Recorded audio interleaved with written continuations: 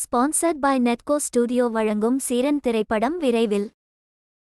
காரைக்குடியில் ஏஐடியுசி கட்டுமான தொழிலாளர்கள் சங்கத்தின் ஆர்ப்பாட்டம் நடைபெற்றது. இதில் நகர தலைவர் ராமச்சந்திரன் தலைமையேற்க மாநில குழு சண்முகசுந்தரம் முன்னிலையில் நடைபெற்றது.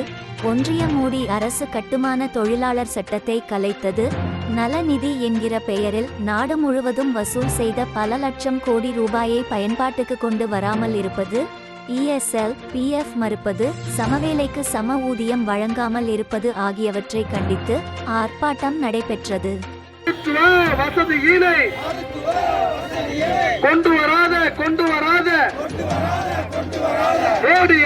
மோடி அரசை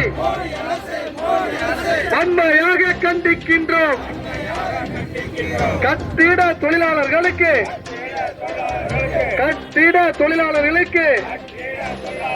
தொழிலாளர் பாதுகாப்பை உடனே வழங்கு. சமூக பாதுகாப்பு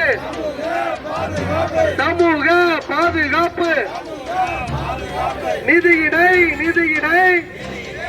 நீங்கள் பார்த்து கொண்டிருப்பது செட்டிநாடு நியூஸ் சேனல்.